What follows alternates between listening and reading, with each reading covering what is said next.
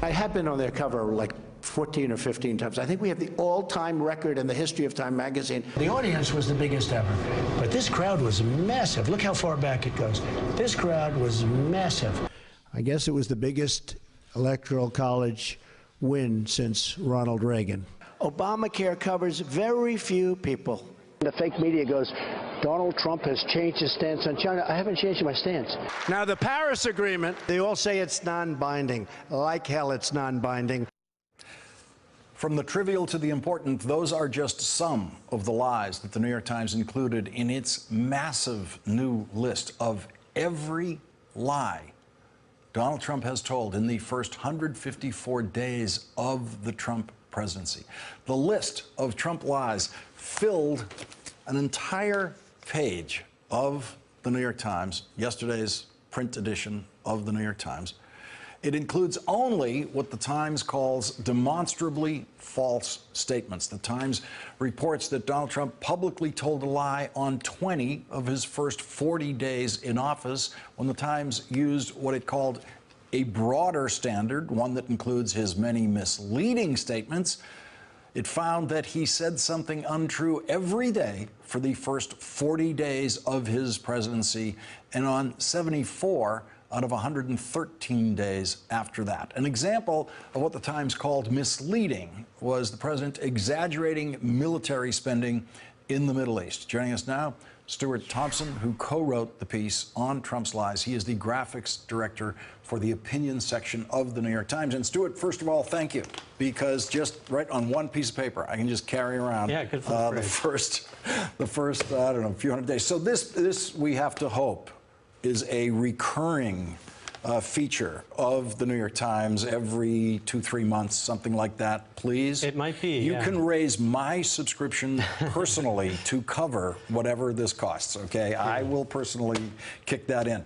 Where did the idea come from to put it all down? Well, David Leonhardt, columnist in the New York Times, had written about lies several times, and he included in one of his columns a paragraph where he listed a bunch of lies. And I talked to him about that and thought maybe if we looked at the whole universe of statements that he made, we could put together a big list and sort of give a nice gestalt view of the entire list of lies that he's made since his inauguration. This is an especially fascinating moment for me, because I have been saying Trump and lie in the same sentence since, I guess, 2011, when he first opened his mouth about the president's birth certificate. The rest of the news media was very, very reluctant to do that. The New York Times did not say the word lie with the word Trump until September of 2016. Is that correct? Sounds right. Yeah. So, like basically in the closing section of the presidential campaign.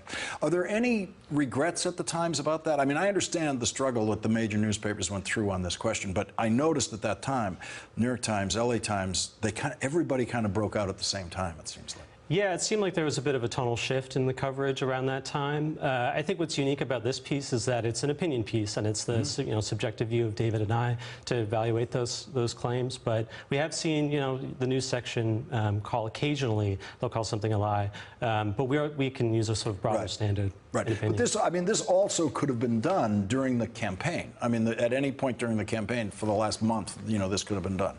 Yeah, definitely, and we only picked it up since the inauguration. We got a lot of comments from people saying, you could extend that back, like you said, back to the birther movement. What was the response to this? It went online. This appears in the Sunday opinion section, so in print appears yesterday, but I think I first saw it on Friday. Yeah, it went up on Friday afternoon, and very quickly was, I think, it was the top article all weekend, top opinion piece, and yeah, it was a very, very popular thing on social media as well. And when you and David studied this, were there moments where you just started to be, you probably thought you knew what you were getting into? Did your understanding of what you were doing change by the time you got to the end of it?